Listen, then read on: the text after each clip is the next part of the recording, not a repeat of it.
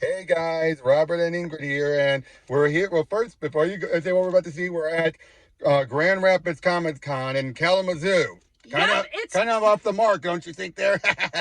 Yes, but now we've sort of are ready to finally go see the D&D movie, Honor Among Thieves, and I have heard nothing but good things about this, here. and I am looking forward to seeing it. May I say this? From what I understand, a lot of its benefits that it was written with the potential to remove the D&D references, but because and yet still be able to stand on its own.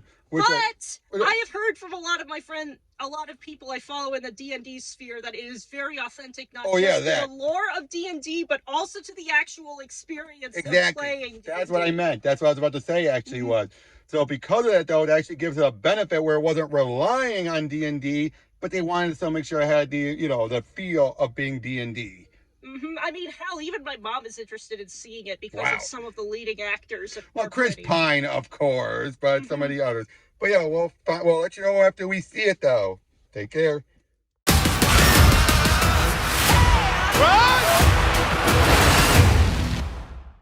Hey guys, we just got done in. It was amazing. They have finally managed to crack the formula to make the D&D accessible for a general audience. Basically, they follow Vox Machina's example, or Critical Role example in general, because here's the problem. Before we talk about the movie, let's talk about the press examples.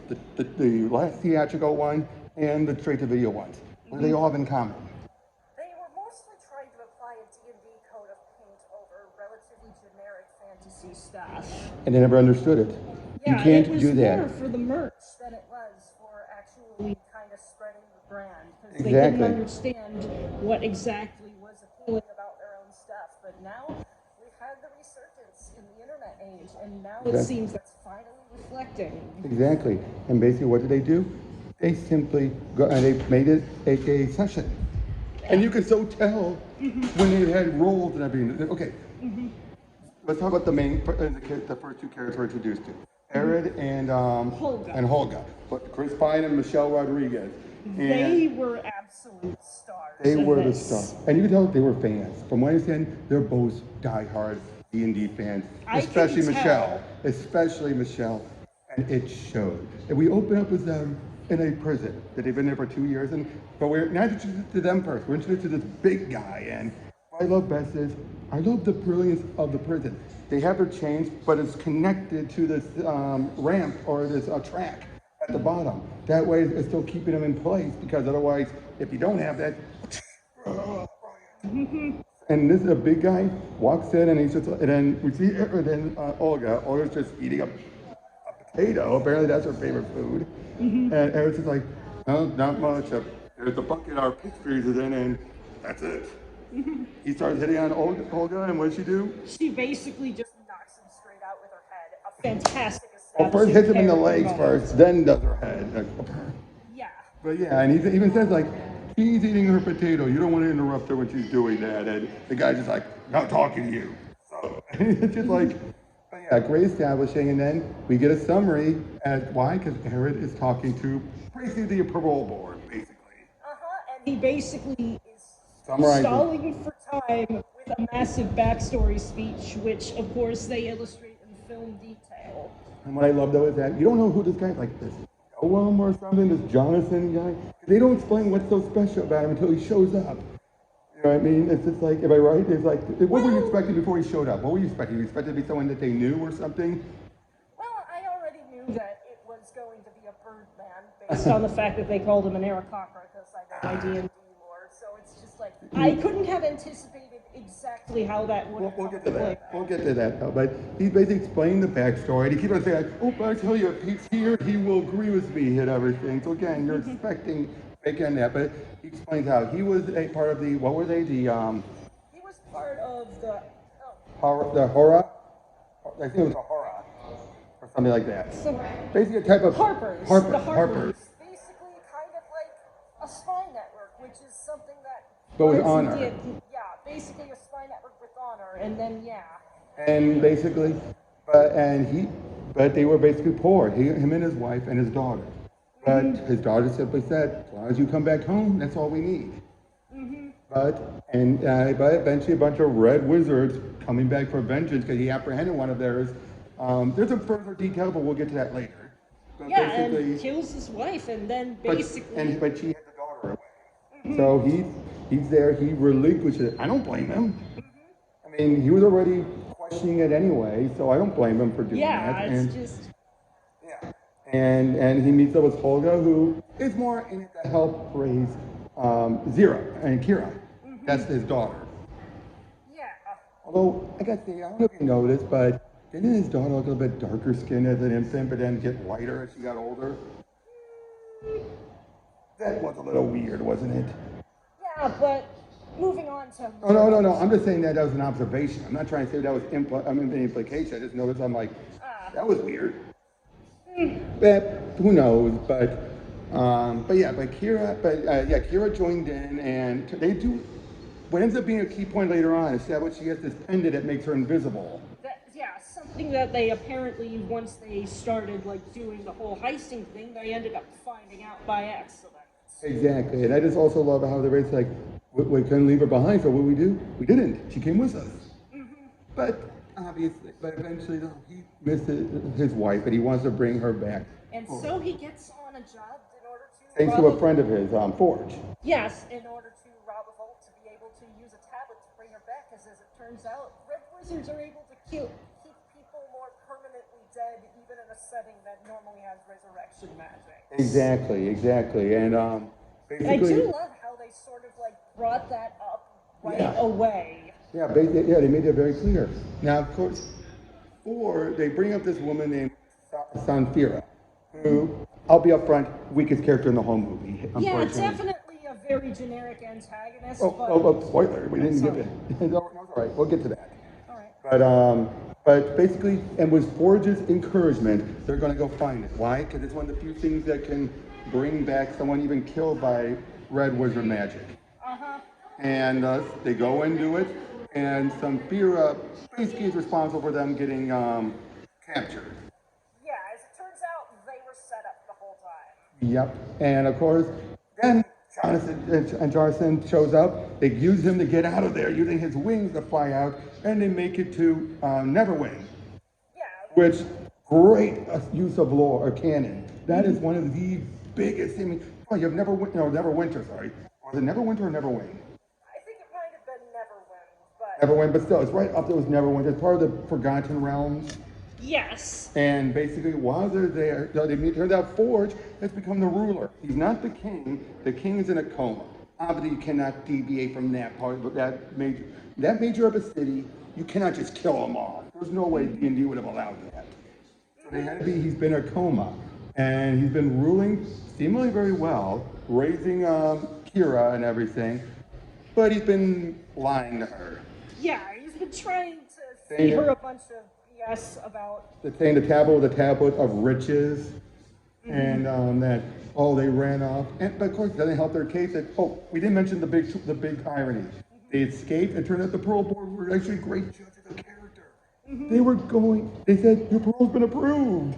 Yeah, and then they just decided to go on with their... Well, they didn't know that until they were out the window. So it was like, too late now. And it turns out it bites them in the ass because Fortune says, you've been lying the whole time you've been here. They're wanted. And basically, they're trying, and of course, he's ready to betray him because they basically realize, wait, this was a setup. That's when we find out Sanfira is a red wizard. Yes, and as it turns out, the red wizards are kind of trying to work to take over everywhere, but we'll get to that later. Exactly.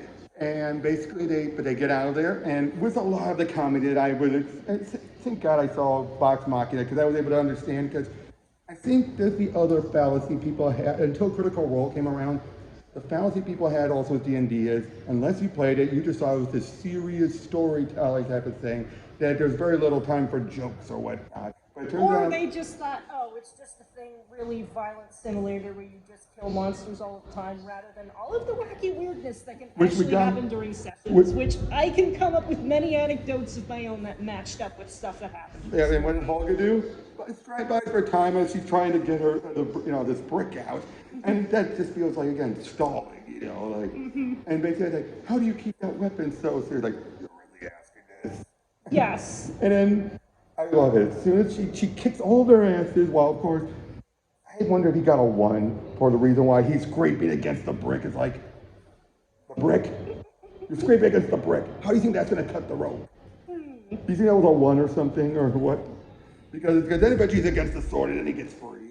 But I love it. It's like, first things first, right. It does the steps. Rub it in oil. He's like, right, rub it in oil. Details like that when they're using that information. But yeah, they escape and they're realizing, we need to get in there. We need to get the tablet and get Kira out of there. Yeah, and I love how they set up that their particular motivation for this heist is something that is very good in mode out. Exactly, and it's personal. Yes, Forge made it personal. Oh, by the way, Forge, perfectly played by Hugh Grant. Perfectly played. Could you get anyone better for a charismatic con man? No, you really could not, and he was definitely the strong antagonistic point of the entire movie. And you could so see how he was able to coax his way into taking over with the king in the coma. Mm-hmm. You could so see and that. Besides, it would look a lot more sus if he just outright died. If the king's infirm and he just has to take over, that looks a lot more plausible. Especially when you have his creepy right hand with Sanfia, but also, he cares for Kira because he feels like he's a god able to mold her mind. I'm like, just like I hate you anymore. I mean, he does care for her, but for that greedy reason. Yeah, it's more a case of, hey, this is more for my own ego than for her own well-being. Exactly. He just justifies it in his mind as for her own well-being. Mm-hmm. But yeah, so they decided to meet up with Simon, played great by Justice Smith. I loved him. It reminded me of how he was in Detective Pikachu. Yeah. He's so great. And turns out he's from a lineage of a great ancient wizard who actually has ties in to Forgotten Realms. And before anyone says, they race bent him and everything, he's actually, when we actually see the wizard, it's in his head. So it's more a case of Simon imposing his looks onto his ancestor rather than actually race bending the ancestor. That works. And because he's a sorcerer, and more specifically that of the wild magic substrate, as we see later, that is very accurate to the lore of the class. They get their magic from some particular source, often bloodline, maybe some other nonsense, but very true to the lore of the class. And they're charisma casters, so his whole arc about getting his own self-confidence is also a case of mechanics and story integration. Exactly, and I love it how when we see him, he's doing these stupid, like, ooh, fire on my finger, ooh, snow grass. But it turns out it's all distraction as he's gathering up all these baubles and trinkets in secret from his audience. Then when he sees his friends, he loses concentration. But then, showing the wild magic, he flips the gravity on the room. Mm-hmm. Like, what the? Mm-hmm. And they get out. Of course, he has no other choice but to go with them. You know what I mean? Yeah, because they just exposed their entire scam by accident. And he said, I was going to sleep in the theater, but now that's out. Mm-hmm. And then he brings in the druid. What was her name? Androck or Doric? Something like that. Doric or something. Doric. I forget if people compare her to Keeley from Vox Machina. I can definitely see She looks like her. She looks a lot like her, wouldn't you say? The freckles. Except in this case, the horns are more natural because she's a tiefling, and as it turns out, she was a tiefling born to human parents and then cast out, which is a thing that can just happen in D&D lore. Exactly, and explain why she hates humans. She hates them, even though they have them raised her, from my but then, but she comes along anyway. Why? Because I love it. I'm not doing it for the money. I'm doing it for this. And what does Holga say? Oh, then we'll keep your share. Holga is so blunt. Very much the kind of humor I would expect a barbarian to have. Why do they need her? Because they need someone to get in there. It's like, we want to break into the vault. We need someone to sneak in there. So and let them know what they're doing. So, and a druid with wild shape is very good for that. Here's one thing, from what I understand looking it up, she has the ability to turn into a snow bear. Looks awesome. Looks amazing, but from what I understand, it breaks the lore a little for a druid. Yeah, because they normally can turn into beast. Owlbear's a monstrosity, but you know what? It's cool enough, and they end up making use of it. That it's especially at the end. It's definitely a case of rule of cool, and probably don't be too much of a rule.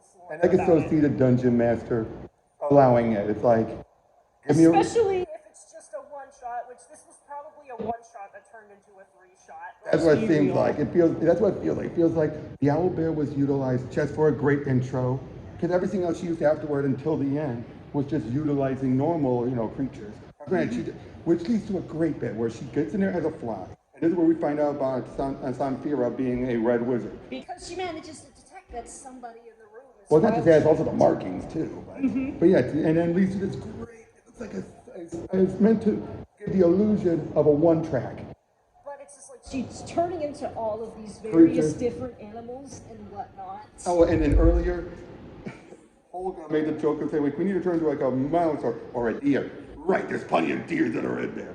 What was the last thing that she turned into when she was... A deer, so that she could gallop away. And what did Olga say? So she did turn into a deer. Okay, Olga steals all the characters. The thing about this, there's not one defining great character. It's like, it is truly an equal party composition. Just like Vox Machina. Yeah, it's just like, there is no one main character. They are all important in their own way. Exactly, but once they realized the spell that was put on it, they're like, oh crap, I'm not the level. And Mordenkainen is really a big name in the sort of wizardry. A lot of spells bear his name. One of the particular monster supplements is, for 5e, is known as Mordenkainen's Tome of Foes. So pretty big deal. If they use one of his to block it, there ain't no way Simon's good enough for it. So they need to find the helm of... Disruption. And what did Olga call it at one point? Deception, or desecration, or something like that. It's like disruption. Right. But it's like, how are we going to find out? That she said, my people knew about it, but like, they're all dead. And then we have introducing one of the most brilliant sequences, both for exposition and comedy in the entire movie, the Raise Dead spell. And what's the rules of the Raise Dead spell? They come back, they answer 5 questions, and then they never come back. And they make use of this for so much comedy. Our sides were so big. Especially the first one, where it's like, what's your name? And mention it like, it's 5 questions, right? Yes. No. And it's just like, it is a very comedic way to establish the rules of the spell. And then after the second one, it's like, what are the 3 questions? You can't just leave them like this. What's your favorite this? What's that? I don't know math. And then he got through, and then they finally, and each one, and a little bit is like, oh, I got up, and then I slipped, and no, I died. No, I died. No, you're talking about my brother. Like Sven and Sven. Yeah. And then it's all like, ugh. And they finally do it, it's like, what's your favorite book? Oh, I'm not, that's a question, right? That was 4. But then we're introduced to your favorite character. Oh yes, Sank, which I have to admit I am massively biased because my first D&D campaign of 3.5 years, I was a paladin main, and Sank is just absolutely... But it's a funny thing, the actor, you know how he described it? He looked at it like this. He's a serious hero from this dark and gritty world who just stumbled into the goofiness of D&D. Yes, he's very much feels like a sort of DM, one of the significant, a significant guest character who comes to help out the party, and it's just like, they basically got everything right about what I feel a paladin is. And he's not lawful stupid. He's definitely very much lawful good, and there are definitely points where I laughed at the more literalistic humor. We missed a great part, was Olga going back to her home and meeting her ex-husband, who was the reason she left her tribe in the first place to be with, but unfortunately, because she was kicked out to be with him, she lost him. Too much angst. Couldn't live in the new happiness. And exactly, and I love it though. It's Bradley Cooper, but no joke. I kept expecting some joke to happen, but no joke. It's played completely serious. Yeah, and it's just like, it's something that sets up something really important later in the movie. And did you know though, his new woman, is very much like Olga. Yeah, this guy clearly has a type. And I just thought it was like, does she make you happier than me? I left, I was in basically all that, and give them the staff, which, and again, in the moment, it's just a trinket. She's keeping it with her and everything, nothing special. And one of the things I love about Ingrid and Olga, no romantic tension. It's just none. These are just best friends, tight friends, who have a bond through raising Kira. Yeah, it's very much in the vibe of found family often being moral of D&D stories just because of how they're set up, but more on that later. Yeah, but you would have thought this would have fallen into that. If it were any of, I feel like if it were any other movie, they wouldn't have done that, but it's just like, it's D&D, they can often bend around the stuff. Yeah, but like I said, here, they're just that close friends, right to the point where they start singing a song together to help her feel better. Like, I mean, that's probably the closest you would ever get to thinking there might be something between them, but it's like, no, nothing. Zippo. It's like, it's just like, they're an adventuring duo. He's the charm, she's the brawn. Exactly, and that's why I always hear one of the best duos in D&D, are the charm and the brawn. Not the brains, but the charm. Because sometimes you can't always know everything, but you can't always bullshit your way out of a situation. Exactly, but yeah, so they meet up with Eric, and turns out it's clearly, I do think this was the DM doing it to try and help progress their character stories. Yes, but... Sorry, there's people in the background if you're hearing that. But yes, I feel like they really understood paladins as sort of catalysts for character growth and change. And because here's the thing I would say is, you know why you can tell he's not lawful stupid? A lawful stupid character would have judged Eric right off the bat. The Yeah, moment he but realized no, that he he's was, just trying to ask some common sense questions, help him think, hey, why are you doing what you're doing? Yeah, What but- is this ultimately going to have? And that's a much more common sense way to go about it. It's now just he like, is a hey, pain in the ass to talk to though, because yes, and I admit that I was laughing a lot because that is exactly on point paladin humor, just the way they That's- talk. he's and like, he's whatnot. a son of a bitch. You blame his mother. No, it's an expression. I've never heard such colloquialism. And honestly, the way he left the party was very much a bit of paladin humor too, because he just walked in a straight line Like, oh, right he's coming, over the rock. oh, he's coming up to a rock. What's he gonna do? And oh, he just walks right over it. Again, Chris Pine nails it with that dry wit, right? But yeah, and then we end Oh, up we didn't going- mention also he's from Thea.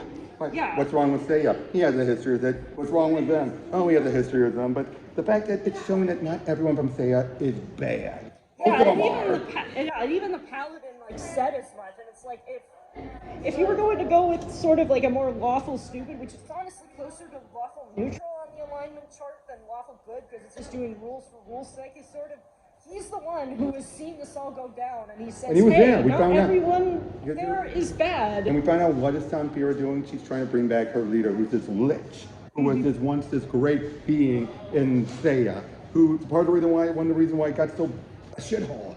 Yeah, they basically a ritual with this horn thing that kind of consumed everybody's soul. And turned them into undead. And Xerxes was one of the few to get out of there. His parents got turned and tried to grab it, from what I understand. But then, in order to be able to get the magic artifact, they have to go to one of my favorite places in D&D lore, and I love how they executed it here, the Underdark. And I love how they say, the Underdark. What were you trying to keep us somewhere safe? And yeah, they make their way down there, and leads to the moment where, according to TV tropes, was the moment where they almost reached a failure point. Like a end game, you're like, oh geez, we just got screwed moment. What happens? Basically, they were supposed to solve a bridge puzzle. But that's way too complicated. It's like, and what does Simon do? He accidentally probably got, I think he got a natural two. That was a case of getting a natural one. A natural and what? It was a case of the die. Oh wait, there was a bit before this where there is the intellect devourers, the monsters that are really scary that can kill you and eat your brains. Oh yeah, and we ended up going past them, which is hilarious because there is not a single intelligence caster in that party. It is either wisdom or charisma. That was like well, that's insult. joke. I just love the way Eric's like, well, that's disappointing. But in fact, it went back, and Xerxes as well, though. What did that tell you about him? Yeah, paladins are more known for their spirit than they are for their learning. Well, even though he is intelligent, but it's probably from experience more He's than more natural. street smart than book smart, yeah. Or because of long lived, he gets the illusion of being book smart when he's not. But anyway, so yeah. Unfortunately, Simon destroys the bridge. And let's be honest, that is the prime example of we're screwed, we're fucked, right? And I've definitely had cases of that happen in my own campaign. It's just like, oh no. But then they realized the staff, the little walking stick that she later said, oh, I stole from some wizard, they utilized that as a portal gun, basically. And you know the name. I think the name is what it feels like something out of the dungeon we have to come up with. the staff of who do you what's it. Let's be honest. That's something you pull right out of your ass to name it, right? Just to try and move on. But it's sort of a case, yeah, it's sort of a case of, damn it, we don't want this session to go on any longer than it has to, so let's make up a plausible excuse. The name, though, the staff of who the what's it. That is a perfect name. But yeah, it's a portal gun. But there is a limitation. There's a certain number of ranges. There's no way they're going to make it that powerful without limits. But basically, Yeah, you you have can to only- see it, and you have a certain distance. It's a great distance, but you still have a certain distance. And turns out this staff ends up being the most helpful item in the whole movie. But yeah, so they make their way in, they get it, and then they're attacked by assassins that were sent by Sampira. And then eventually that leads to a great action sequence. Basically, you could definitely knew that either he was going to die or he was going to leave. You knew there was no way in hell he was going to stay around after this. Yeah, because too strong or whatever. Yeah, but then the dragon. Oh yes. The pudgy. Which I think that was a really smart decision because it allowed them to play around with the environment a lot. And if this were And then you're in a dungeon, you have a dragon. Yes. But again, such a badass dragon. That thing was just like, even Holga was like, that's one pudgy dragon. It's like it had an old lair. I know, because seriously, have you ever seen a dragon that fat? To the point where it was so fat and lazy, it could barely get the fire out. Yeah, but it's just like It had sparks in the back of its mouth. Yeah, it ended up being a really engaging segment. But if this were probably D&D, it would be a skill challenge where everyone was trying to describe ways they creatively use their skills and then roll to try and get out. And the way they end up getting out is really clever. Yep, because it turns out they're stuck. The dragon starts doing bringing in the water. It turns out it's salt water. And what salt water good with? Ocean, which means if someone managed to blow up the cave roof, they can swim out. So they realize, like, get him mad, and then when he gets mad, he then lets out obviously he can't ignite the fire, because again, its mouth is defective, but it can release the gas. So what does Simon do? Finger fire. Yep. And of course, the water saves them from the blast, and then they're able to get up. Then, of course, he leaves, and then they try to use the helm, and this is where we get more about Simon's self-doubt. Yeah, and I thought that this was really clever, because normally attunement is just a thing that happens in an hour, and stuff kind of just happens. I really like how they made it into something that was more character significant here. Exactly. But then they're ready to give up. And then they're ready to the team's ready to disband. But as Eric pointed out, we do not, even when we fail, we do not give up, because then we'll really fail. That doesn't make sense. Actually, it does. Go on, talk about it. And it really gets to the spirit of D&D, because it's just like, your plans can live and die based on the dice, and the only way you really get through it is being determined enough to get up and try again. When he lists each of them, he points out, again, the problem was Holga. She left her tribe to be with an outsider, but because she lost that tribe, it kept haunting her until she lost that. Simon is so good, but he's not, he said, you're a petty thief posing as an even pettier sorcerer. And he points out to even, and I can't her name, Godic, saying that and go back and just tell him you had a chance and you failed. And I'm like, well, what about you? I'm the king of them. And basically we find out why did the Red Wizards people come and retaliate? He took one of their gold. Because he was, not necessarily happy with the sort of strength salary that the Harpers gave him. But it's barely anything. It's more recognition than it is anything else. And it's not they marked their gold. And he wasn't able to get there in time. And that was a brilliant moment. But again, do you know, he's long accepted this. That's what I love so much about him. Yeah, it's just like he's not an optimist. He's not an eternal optimist. Far from it. But he's that guy who's come to balance with his cynicism and his optimism. Yeah, it's like he's somebody that is a mess, but he's a self-aware mess. But it's not to his entire detriment. Because he's already gone through a lot of his character journey by this point. Off screen beforehand.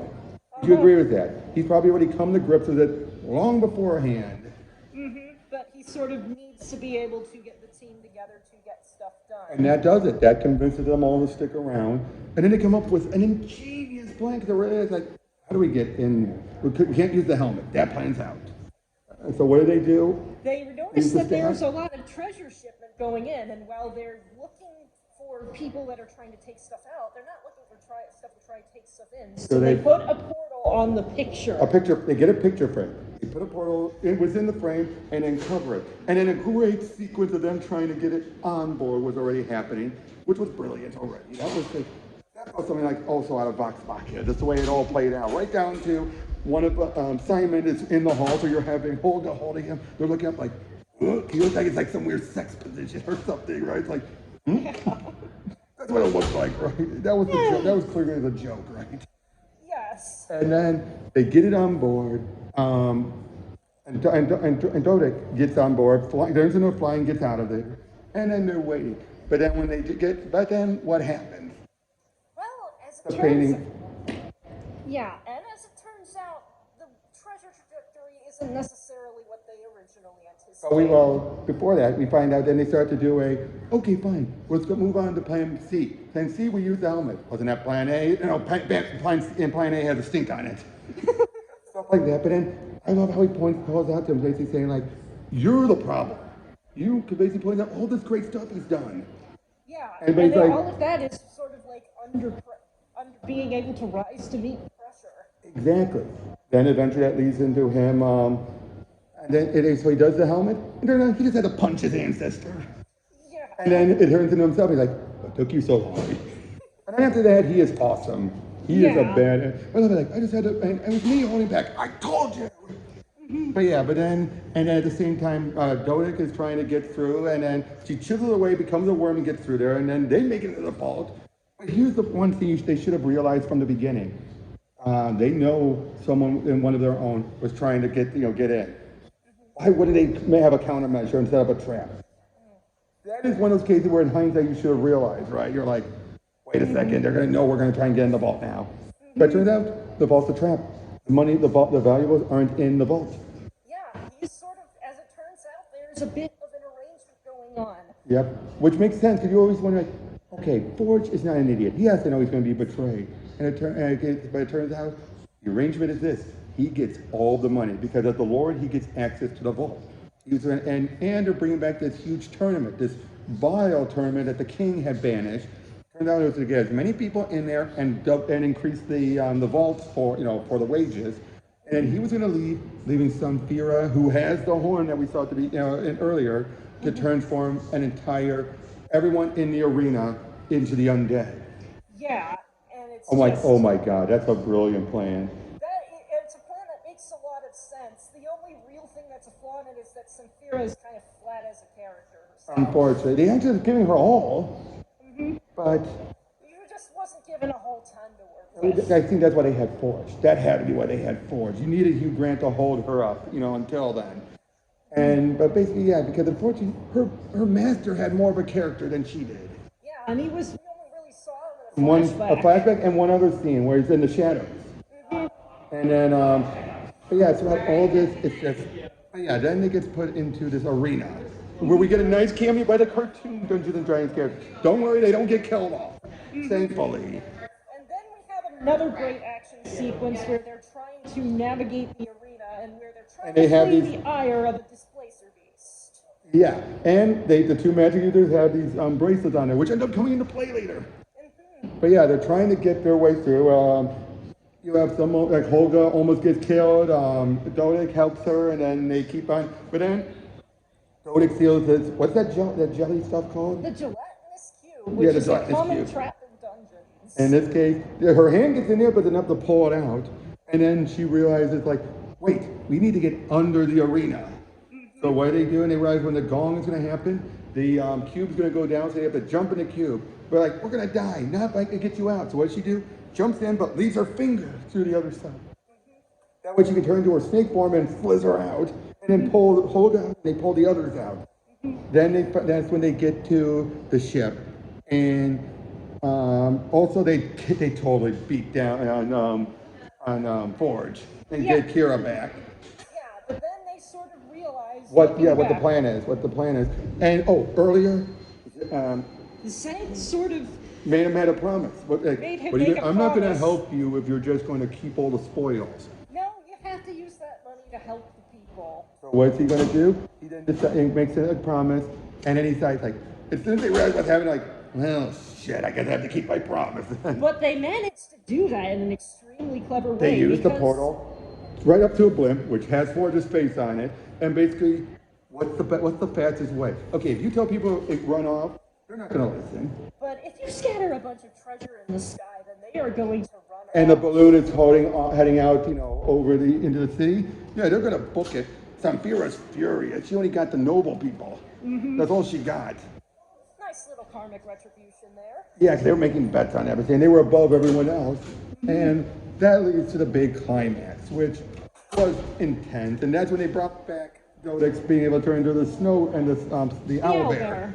And well, let's just say, as somebody who has gotten to beat up a final boss as a druid in wild shape, that was extremely satisfying. Yep, but it's a great action sequence. That's like, and it turns out Kira helps out because it turns out this is what they're playing all along. Yeah. We didn't know. We don't know when it came up with the plan. It had to be before Kira put the necklace on, because obviously she was part in on the plan. And basically throughout it all, they're all beaten down and trying to taunt her to use the time stop spell that they had done beforehand. And I loved it. I thought it worked. Yeah, I thought And he was like, "It's too late." And she's getting in his face like, "Whoa!" That is one hell of a deception roll. Exactly, because I fell for it, didn't you? Yeah, if they made me fall for it, then you managed to do it well. But he's like, "Whoa, your breath and your help, your clothing." Oh no, yeah, I figured it out. And then it turns out Kira claps it on. The anti-magic cuffs on her, which makes her basically powerless. And then Jodek pulled the Hulk. Literally the Hulk. Like, I think you got her. And I gotta say that for being such a flat character, she got a comedic ending, right? Yes. But yeah, so Day is safe, except Olga got stabbed by a rogue wizard dagger. Which we all know the stakes of that from the very beginning of the story. And then... But earlier, we got reminded of something important.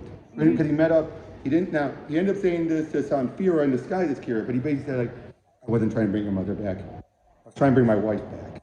And I thought then you would finally know why I loved her so much. It turned out that distinction is important. Because we sort Olga's been raising her since, because she basically, his wife died when she was a baby. She's only known Holga her whole life. What does Holga call her? Little bug. I love that. So she died and she is just bawling. She's like, no, you're what God. Yes, I was crying a bit there too. And of course, they used the tablet. I love how she's like, you didn't waste it on me, did you? But it's just like, But that was just that the would have been right way for it to end. And it's just... Let's be honest, that would not have been fair to Kira. To bring back his wife at the expense of the woman who raised her like a mother. And then it ends there, and it turns out that we have Forge talking to the same people. He's ready to pull the same stunt, and turns out they learned. Yeah. Oh, poor Jonathan. Poor guy, right?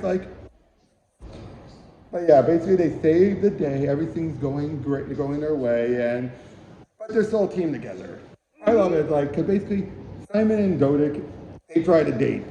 I tried to court you. Maybe get another go. What? Nope, settle down. But I think they're gonna stay a team, don't you? Yeah, it's definitely right in line with the classic found family vibes that most D&D parties want to get. That's exactly what Olga's ex said at the beginning. Not the beginning, but earlier. I found a family, and you have too, or you have to find yours, which she already did.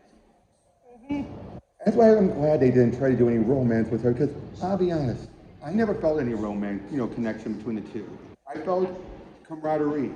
Yes, and that's a very important distinction. So, although there is something to be said about smooching, having your characters smooch like Barbie dolls in D&D, that can be a lot of fun too. That's true too, but let's be honest. It wouldn't have been proper for this particular relationship. Exactly. And they understood that. If it were a lesser movie, he probably would have just put them together to fulfill the romantic subplot. The fact is, you can have them both be the father and mother figure without having them actually be in love. You don't need that. Exactly. But yeah, at the end, this was a great. Like I said, it felt purely like a D&D session. Yeah, Purely. I feel like the only thing that we could really have to fault for it is Something Fury being a flat character, which is why I would give this a 9.5 out of 10. So would I, but And I would recommend seeing it in theaters if you can. Yeah, I would ask it though. Could you imagine this group meeting with Vox Machina? Just how much insanity that would happen. That would be a very fun thing too. That's very fan fiction. That's very fan fictiony, but come on, it's almost screaming for it, right? It is kind of screaming for it. Imagine Grog falling for Holga. He would, wouldn't he? Like, yeah, and I mean, they have done official critical rule books with rule books. It's not as unthinkable as you might think. But come on, am I right though? Grog would totally fall for her, right? Like, she's pretty. I feel like that would end up like, I respect your strength, but I don't like you that way. Exactly. And if he tried anything, she probably threatened to hit him in the junk or something. But probably would make him like her more, probably, knowing Grog. Yeah.